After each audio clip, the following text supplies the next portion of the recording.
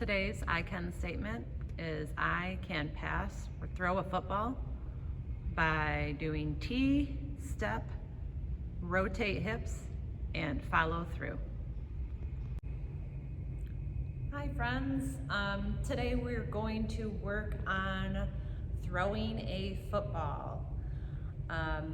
Some people call it passing a football. And before you get too worried, if you don't have a football at home, definitely check with a neighbor, see if there's a friend at school you can borrow one from. But if you cannot come up with a football, you may still use a regular ball to throw, and just consider this overhand throw practice because it's very, very similar. But I'm going to teach this assuming that you could get your hands on a football, and just know that if you can't, then you may use a regular ball.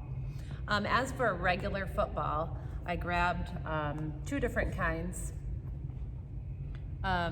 We have what would be an ideal football, so it's got laces, it's smaller, like kid size. It's actually even a little deflated so that I can grip it better.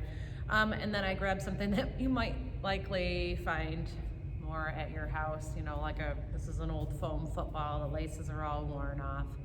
But I wanted you to know that you can still do this if you don't have a great football. When you hold a football, I always imagine it like it's a big sandwich. So I've got my hands, you know, like really wide, my thumb's on the bottom, and you're kind of holding it like that. When you hold the football, you do not hold it in the middle, you hold it towards the tip of the ball. The ball has two tips. So when you get to hold it, you want to be holding it near the tip. So I've got my thumb on the bottom, my pointer finger is right here near the tip, and my other finger, my middle finger, is probably near the laces. It depends on the size of your hand and the size of the ball, where your hand is actually going to end up. On this ball right here, I can put my thumb on the bottom, my pointer finger's near the tip, my middle finger and my ring finger are near the laces. Like I said, this ball's kind of deflated though, so I can actually grip it. If the ball, if all you can get your hands on is a really large football, the larger the ball, the closer your hand is going to be to the tip, especially just depending on the size of your hand. So go ahead, take a minute, find a ball. If you can't find a ball, then just get a round ball. Okay, hopefully you have found a ball to use. I'm going to go over the steps, and actually after you watch my focus lesson, you'll be practicing along with a YouTube link where another PE teacher is teaching it, and he gives his own cue words. They're very similar to mine, so go ahead and latch on to whatever works for you. You'll get the basic idea. I'm going to teach you with not holding a ball at all. I'm just going to do pretend, because some of us might not have a ball at all, and we can still just pretend our form. Throwing a football, if you don't have a partner, you can't just throw a football against a wall. Balls, you know, it wobbles all over the place. So this might be a skill where you're just doing some pretending practice. If you are able to get a partner, a family member, a classmate, whichever, that would be best to actually be throwing your ball to a partner. If you only have a circle ball, then you can obviously just throw to a wall, and that would work out well. So here we go. First thing you're gonna do when you have I'm a right-handed person, so my imaginary ball is here in my right hand. I'm gonna imagine that I'm throwing this way. If my target is there, the first thing I'm gonna do is tee. And when I'm doing a tee, I've got my ball is back here. My other hand isn't necessarily pointing at my target, but it's lifted up, pointing at my target. So I've got tee. I'm gonna step with my non-dominant leg. So I've got my right hand back here, my left leg is in the lead, and it's gonna just step.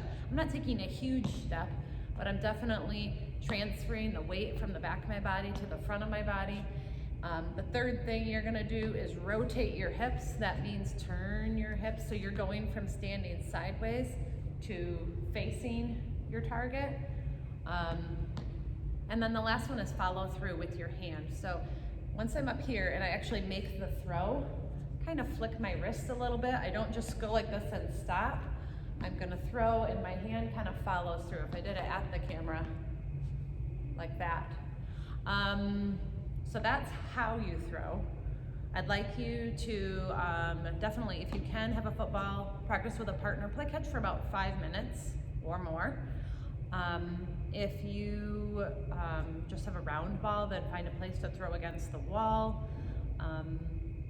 Or if you have neither, then I just want you to practice, you know, imaginary throw, envision maybe your partner, yeah, and work on your form for a few minutes. All right, so I am attaching 2 different links with practice for overhand throw / passing a football. I think these gentlemen teach it probably better than I did, and yeah, I really don't have a whole lot of experience other than playing catch with my kids with the football, so I think you'll enjoy watching their videos. Keep in mind, even if you don't have a football, you can still do what they're showing, even if you're at home in your home with a sock ball. I think everybody can probably be practicing in their house with a sock ball at the least. So you can still participate with these things. I love the second link is Coach Wood, and I think he's very funny, so I hope you enjoy his video. He suggests at the end of his video, he's showing 3 different practice activities. He talks about stacking things like making a target, but your target isn't on the ground, so you might have to be outside and put something on a table outside. He mentions like an empty 2-liter would be a good target to set. If you're in your house and you can't get outside, can't get outside, like I said, use an empty water bottle and set it even on a table with a sock ball though. So if you're practicing inside, probably a sock ball would be a better idea than a football, because then you know you're not really going to break anything.